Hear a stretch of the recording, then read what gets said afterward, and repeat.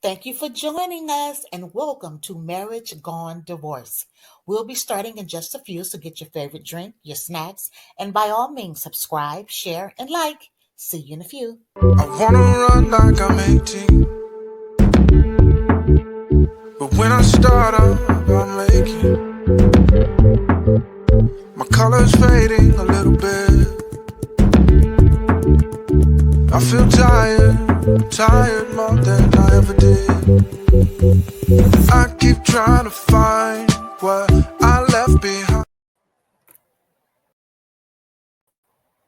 Hi there, and welcome to Marriage Gone Divorce. This is our second season, and tonight we're going to be kicking off with a special guest. But before we do that, I want to, of course, ask you, how is your 2025 going? How is things going?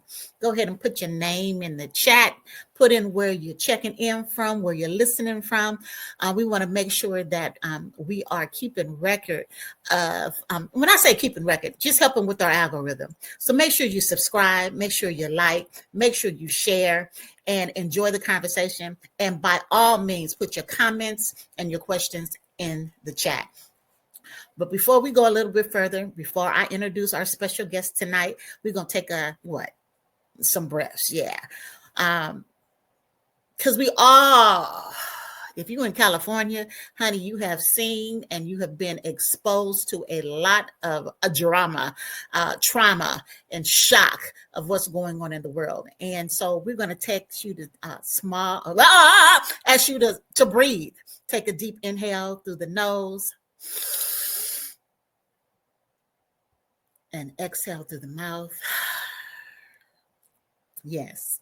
Yeah, I did because I was bumbling, but that breath centers us. It brings us full center and reminds us whom we are.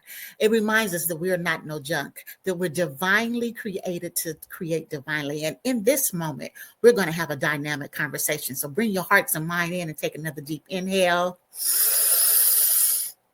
Through the nose, hold on the count of 4. You're going to exhale through the mouth. 2, 3, 4, and exhale. Yes. And kind of rock it, stretch it out. Stretch it out. Yes. Stretch it out. Stretch it out. And we're going to do one more deep inhale through the nose. Hold. And on the count of 6, you're going to exhale through the mouth. 2, 3, 4, 5, and 6. Exhale slowly. Yeah, that felt good. I needed that. So what I'm going to do is I'm going to go ahead and bring our guest right on up. Nikki Chandonell. Welcome, Nikki. Thank you for being here tonight. Hi. Yes, we are glad to have her tonight. It's been 6 months since we sat down in a group. Woo. Can you believe it? It has been 6 months. Actually 6 months and a couple of days, because that was July 19th that we sat down in a group with about three of the other ladies. That was July 19th. Yeah, 6 months later, we are here. Yeah, so a whole lot has happened in 6 months.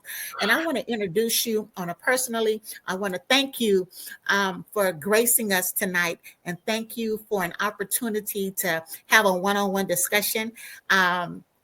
You have been a dear friend. I want the audience to know, everybody that has joined, for the most part, have been a friend, but you have been a dear sister friend. Yeah, and I appreciate you. We met, what was that, 2012, 2013?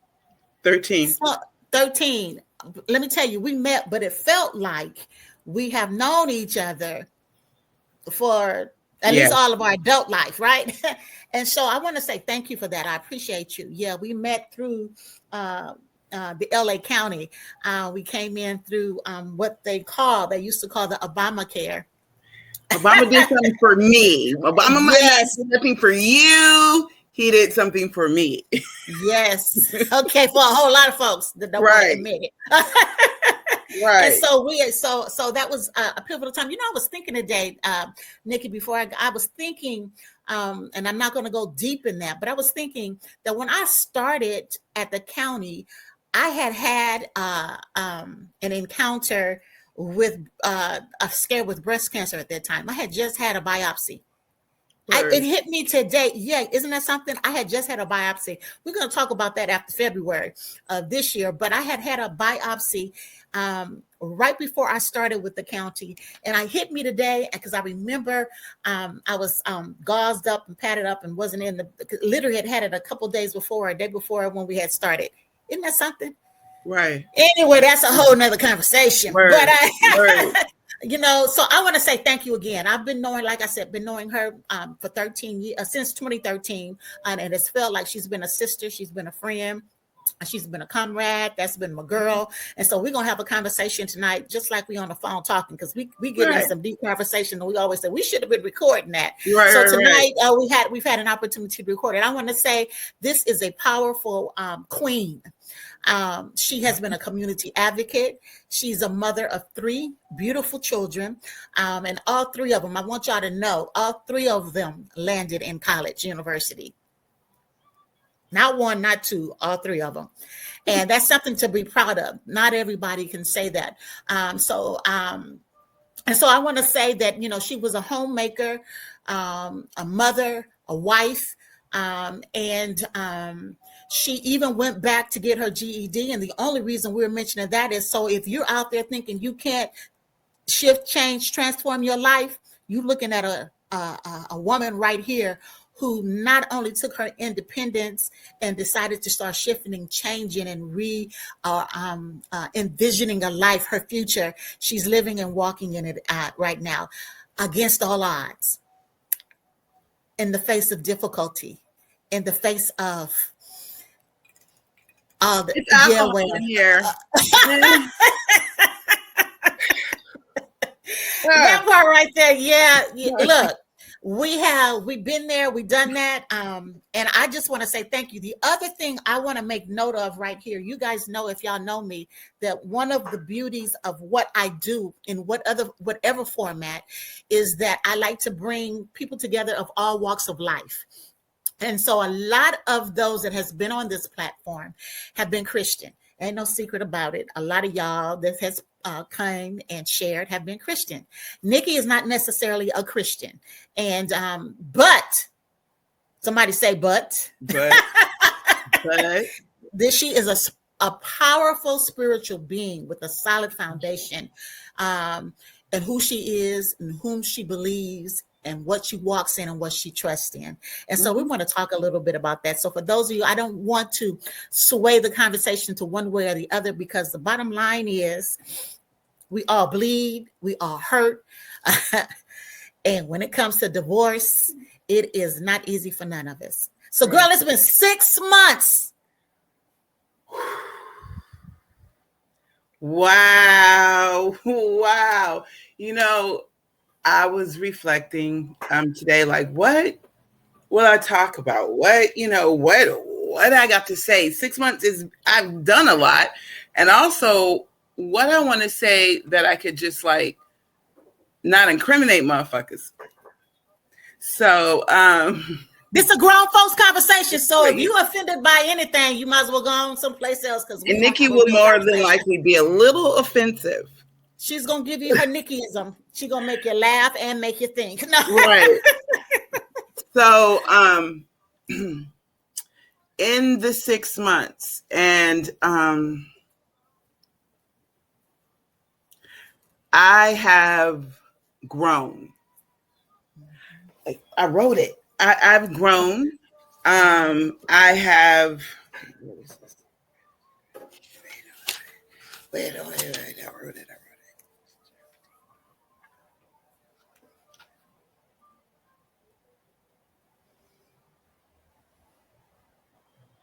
Yeah, so there's been some lessons.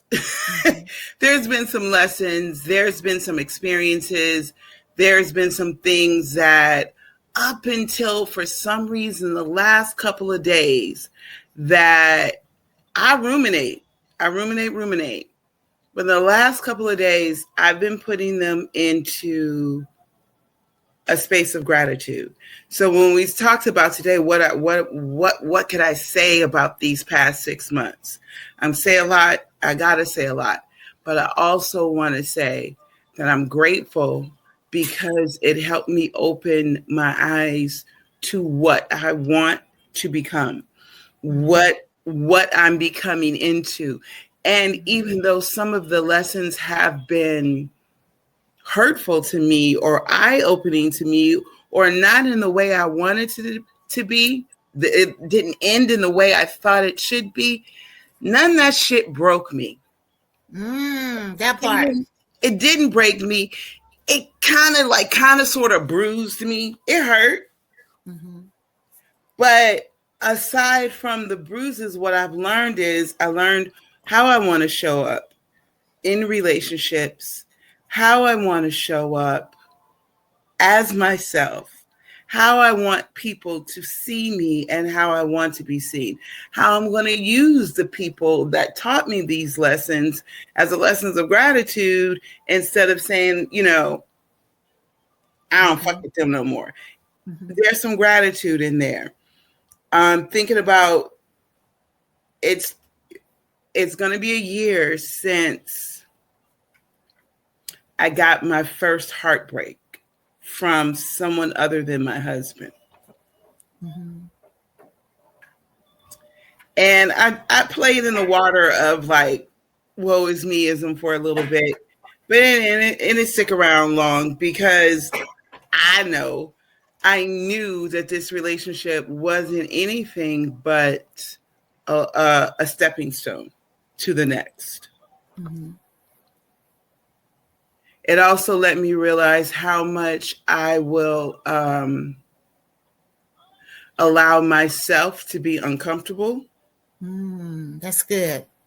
Mm-hmm. I'll allow myself to settle because it's good enough. Mm-hmm. It's good enough. Mm-hmm. And maybe it'll grow. Potential. So is that whole potential thing? Mm-hmm. The relationship, not the man, but the relationship has potential. Mm-hmm. Yeah, mm-hmm. Definitely he has potential to show up to the whole man that I want him to be. But I knew deep down inside, hell no. I knew hell no probably 2 months in. Mm-hmm. All of this happening, this is when the hell no started coming, around this time last year. So I'm sitting in that, feeling that, like, that was the first time that I was like, I got to tell you how to willingly give to me, because I got to teach you reciprocity, basically. At my big age of 51 at the time, I'm teaching a grown-ass man. I love it. My girl, why does, Isaac always say that big age, you got a big age of, what you doing? Yeah. And he's at the big age of whatever the fuck he was, over 40, having to try to gaslight me into thinking that I didn't deserve it. But who gives a damn what he said? Mm-hmm. Who gives a damn what he said? What I give a damn about is what I allowed for what it would have been the second time, because I allowed it for 20 years with my husband. So I want you to pause with that. I want you to pause in that, because you said a lot, Nikki. You talked about the lessons, and you talked about being, it didn't break you. You may have been bruised. And so I wanted to visit that. Let's go back and kind of unpack that a little bit. It didn't break you, but you were bruised. So the lessons. So was your heart really broken, or was it put back together? I like looking at it like that. Ooh, I like looking at it like that. Because I've always used the kind of broke open, but I don't feel heartbroken. I felt broke open, which also is going to have some pain on it, but it's more about a gaining, a opening, as opposed to like, I'm broke. So, yeah, maybe it was piecing itself back together, because I'm knowing what my worth is, how I want to show up. I don't know why I'm itching. I'm nervous. No, it's okay. You got it. Camera.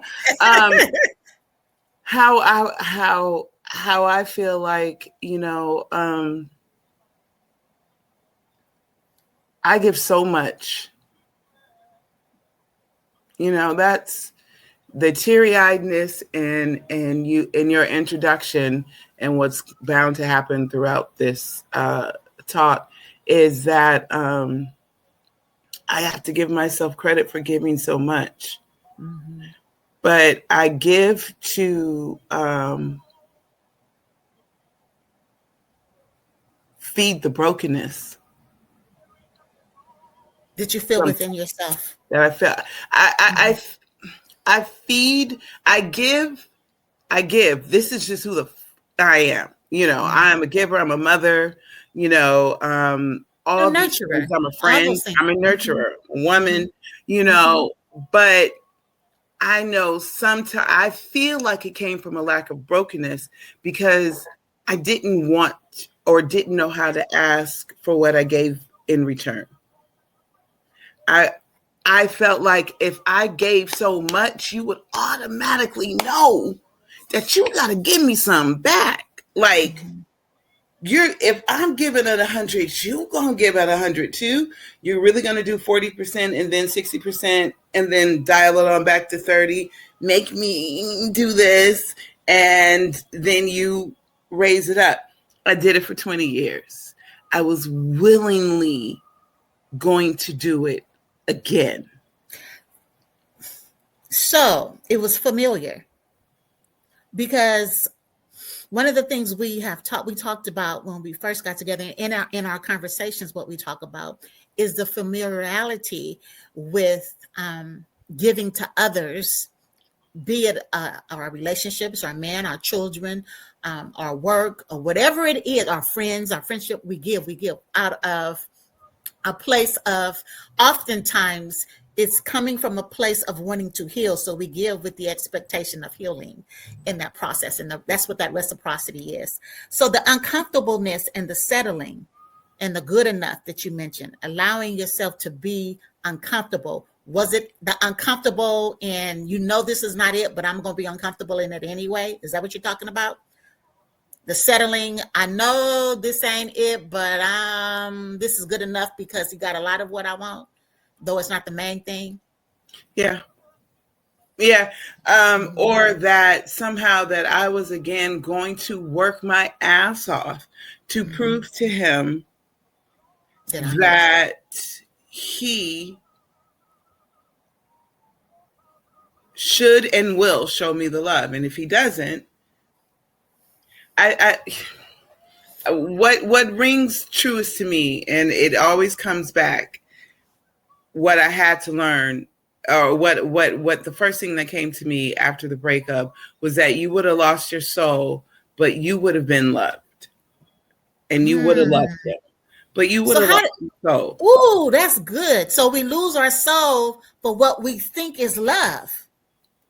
How is that? Whoa, that's deep. Because then it comes down to, how do we think losing our soul, the thing that has been gifted to us as our essence by the Creator, we lose that to get what we already are? It almost, it almost sounds like what happened in the garden. See, I don't know them Bible stories. When I said it, I was just, that's why I looked like that. I was like, I didn't open up something. Break it down. Because, so the serpent tricked Eve into believing that she needed more than what she already had. She already was it. They were already it. But he tricked her into believing that what God was keeping from her was the essence of being like God. Run it back. So in the garden, the serpent tricked Eve into believing that she what tricked her out of her soul. Tricked her out of her soul. Because tricked her out of her soul. That what he was offering was love, was more than what she already had, who she already was. Right. And in our relationships, that's what we've been doing. That's exactly what I was doing. That's exactly. And on top of it, some of us. Whoa. I'm losing my soul, but I'm operating in what I think is love. The reason why I'm losing my soul is because I'm not operating from my authentic space, just like you said. It's already here. Anytime I have to acquiesce, anytime I have to be quiet, anytime I have to accept disrespect to me, to who I am, as to who I show up, anytime that I feel as if, and I'm specific with this because with this particular person, and I've had it a few times in the family, but never with my lover, at least. But with this particular person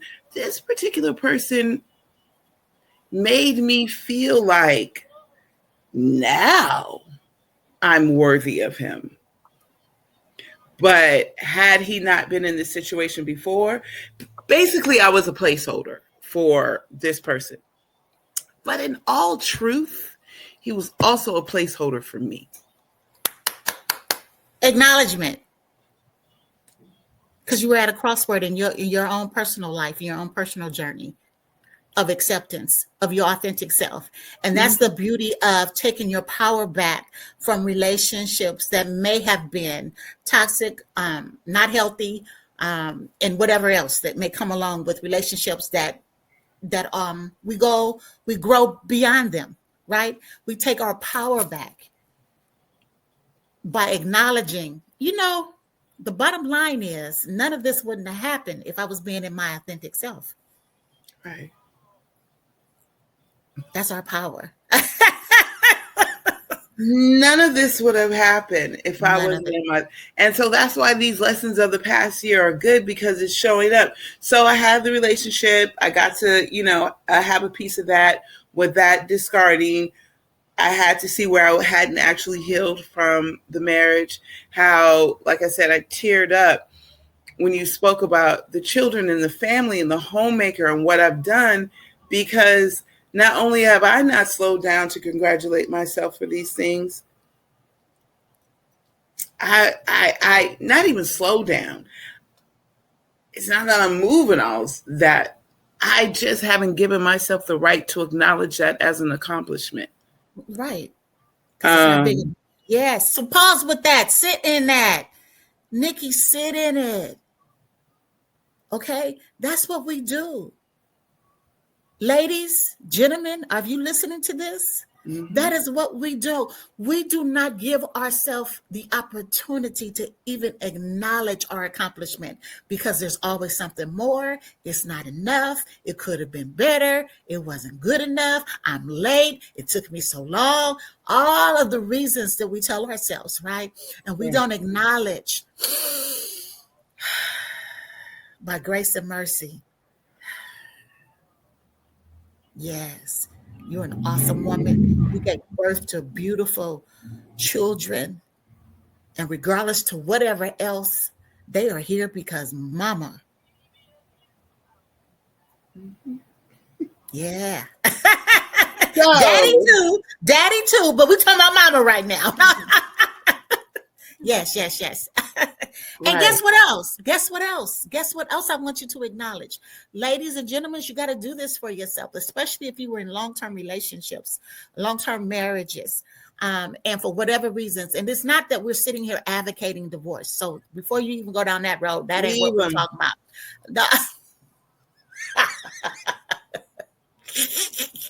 Look. That ain't what we talk about, but you heard her. But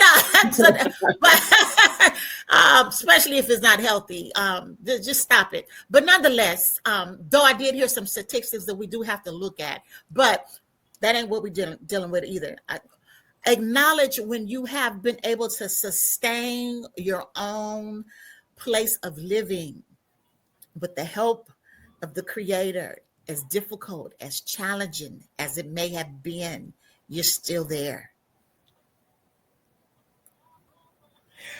My first painting, Yes. being separated, the acknowledgement feels good because I think the first 2 years, of course, the first year was the pandemic. I separated 1 week before the pandemic began. And I was like, word? I'm in an empty apartment. There are no children. There's no work. There's no stores. I also was going to get gastric bypass surgery. So I wasn't smoking marijuana. That lasted about 2 weeks into the pandemic. I was like, fuck gastric bypass. I'm going to just lose weight. So, okay.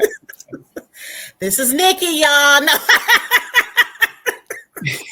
And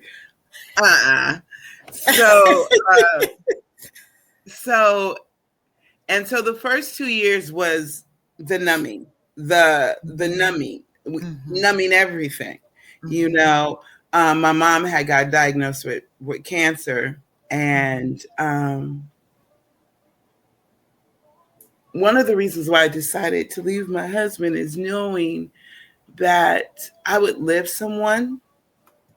be living with someone that would not support me through the grief of my mother's diagnosis and her inevitable death. He couldn't be there for me. He wouldn't be there for me. So I decided to leave. Between him and other marital issues, I said, I'd rather do this alone. So, and even for me, it was really just a break. It's just, I need a space. But I'm getting out of here because you're not going to be able to hold the emotional space that I need you to hold for me with my mother making the decisions that she decided to make. So the first 2 years, so I'm in this apartment 2021. 2021 is just the numbing. That was a year. Yeah. That was a year. So that was the numbing. I was alone in this apartment for the first time by myself. I had never lived alone. It's my first apartment. It's my first time ever paying rent. I was 48 years old.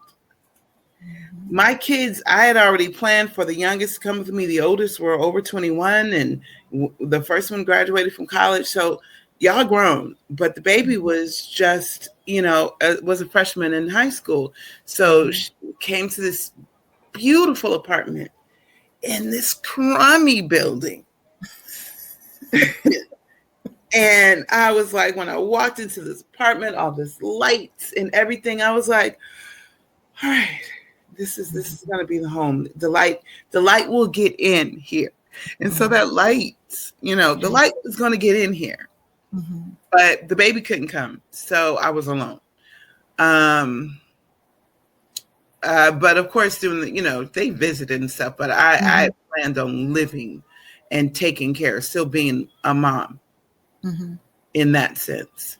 And then 2021 to 22 is when I started taking my single foot outside.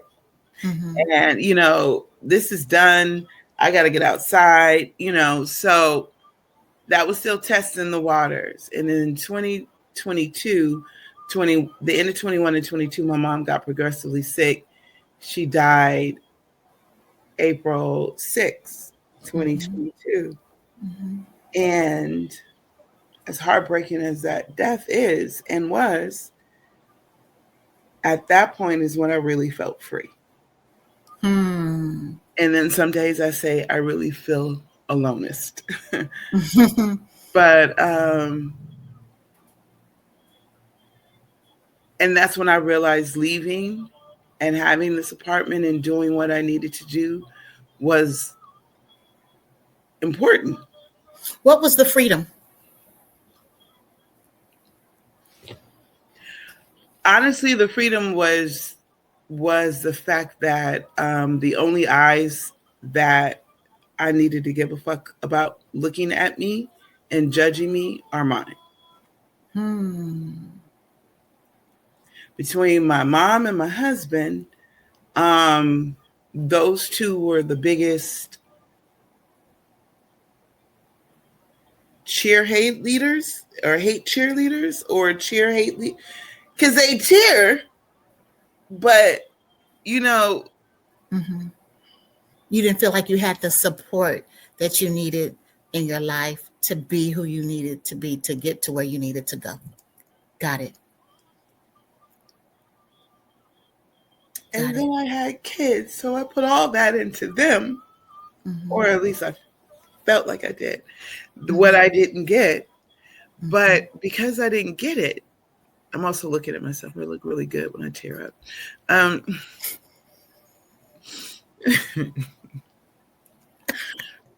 She's beautiful, y'all. She looks good. Go ahead. I mean, damn. All these years. That's what I just felt like. I don't have anyone else to opinions to hold me back, to weigh me down, to actually look for the approval, to give you that little engine that could thing. The fact that they didn't give it kept me from doing it.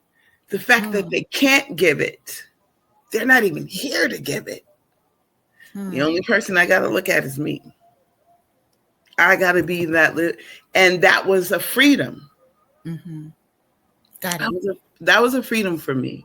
So you didn't have the outside judgments. The only thing you were dealing with at that point that you felt was your inner judgments or your inner voices. You didn't have to deal with necessarily the outside voices of judgment. And then learning that some of those outside voices have become the inner voices, and that's the only inner voice I actually heard for a very, very long time. The freedom from that. What helped you get through that? The freedom from the inner voices of you can't, you shouldn't, or you're not good enough, you're not beautiful enough, what and I know, let me say this with saying that I know it's an ongoing journey because we still I look in the mirror. I'm gonna answer that. Sometimes it's like ugh, and then other times it's like, girl, right. So but it's that behind that conversation, what helps you, or what do you do to get past the voices? Like you said, it's inner, it's daily. It's monthly, it's weekly. Right now, it's knowing that, coming to the realization, and I don't think I've really done in-depth inner child work. Of course, ever since 2020, I've been in therapy. I have not been impressed with the majority of my therapists, as you know. However,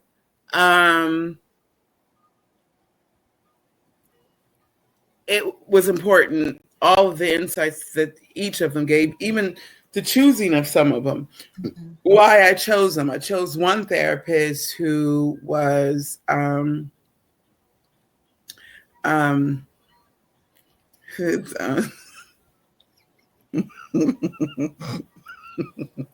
who was named Wendy. And when I turn on the camera, don't do it. You can't do it, Nikki. You cannot do that. It was Wendell in lipstick and a wig. I still lose it every time because I'm so proud of myself to being like, Wendy, instead of, but I kept it with Wendy. because I said, if anyone's going to help me get out of my self-esteem issues, it's a woman that is experiencing that. And it got to the point that I'd be like, oh, your makeup looks good, Wendy. Because, I see she's building and I'm building. But, some of it has been really fun. I couldn't, after a while, Wendy was still a white man, even though he was in a dress. So I couldn't do that therapy anymore. Oh my God. White male shit. And I said, no, I can't do this.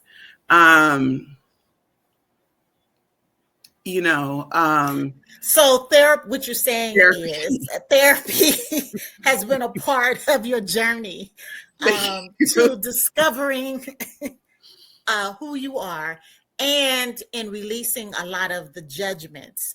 Definitely. One of the therapists breaking down my social anxiety. One of the therapists breaking down my the fact that I've probably been depressed clinically.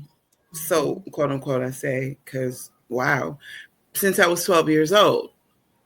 And then the next therapist telling me that Talk about that, maybe depressed since 12 years old, because I want to talk about that. That is not unique. That's so common, which is why why as adults and grown folk, after we get through our marriages, or we are in marriages, or we are divorced, or whatever it is that we're going through, we feel exhausted and we can't figure out why are we so exhausted. Right.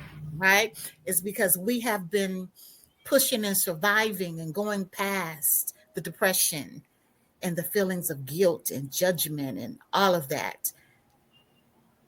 So, audience, I want you to know that what she's sharing with you, by the way, subscribe, like, and share if you haven't. I haven't said it in 37 minutes. Subscribe, like, and share. That part right there. But what she's sharing with you is so common with us, right?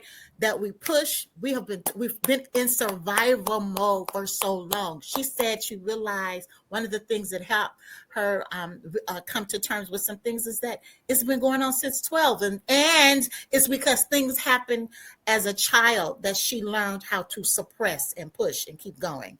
Suppress. Thank you for joining with your good vibes for Marriage Gone Divorce, and in our season 2 kickoff. 3-part interview with Nikki, learning how to love yourself. Part 2's next week. Don't forget to like, share, and subscribe. Be blessed and see you real soon. Peace.